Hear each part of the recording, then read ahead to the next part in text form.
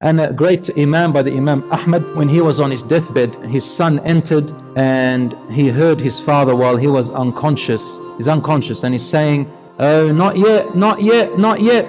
And the son misunderstood what his father is saying, Imam Ahmad. He said to him, "Oh father," after he woke up, he says, I heard you saying something that doesn't sound good.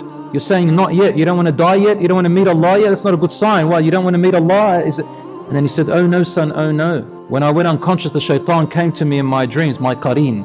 I'll talk about that. The shaitan came to me and he said to me, "Laqad falakta minni ya Ahmad." "Oh Ahmad, you've escaped me. I tried all my life, but now you've escaped me. You're on your deathbed." And I knew the tricks of the shaitan. He wants me to let my guards down. So I said to him, "Not yet, not yet." The battle of the shaitan will try right up to the last point that you're breathing. So always be aware of his tricks, inshallah ta'ala. Now I mentioned qareen. A qareen, brothers and sisters, is a shaitan with whom Allah subhanahu wa ta'ala creates with every human being that is born. This is mentioned in the Quran. That qareen whispers to you and does all those little tricks. That qareen never leaves you alone.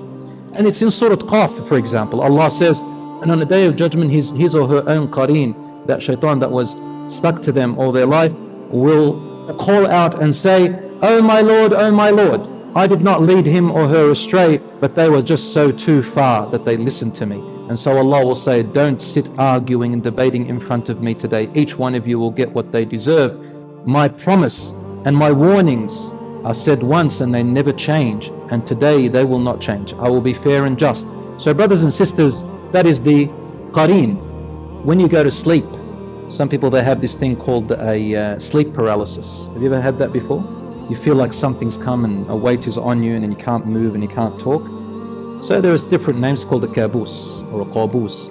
So you feel these things, and sometimes you see nightmares and you feel like it's real, and there's creatures and things like that. So these are actually the shaitan, the jinns. Do they harm you? No. Don't worry about it. It does not harm you. They just like to scare you. And the shaitan always likes to put fear, because with fear there is vulnerability. So don't be afraid. And if you do have that and you wake up, just go like this. Act like you're spitting towards that direction 3 times and say, "A'udhu billahi minash shaitanir rajeem." I seek refuge in Allah from the shaitan, the outcast. 3 times, turn to the other side. So if you're on the right, turn to the left, left, turn to the right. And just put your hands in like this and recite the 3 quls. Qul Allahu ahad, qul rabbin nas, qul rabbil falaq, and Ayatul Kursi. Ayatul Kursi is in the hadith of Bukhari and Muslim, where Abu Huraira and another companion, Uqba, were guarding the social security, the center link of the Muslims, and the shaitan came in the form of a man, and he tried to steal, and there's a long story, and he said to him, "Let me go and I'll teach you something. If you recite Ayatul Kursi every time you go to sleep, no shaitan can harm you." So Rasul ﷺ said he has spoken the truth, although he is a liar. That was the shaitan.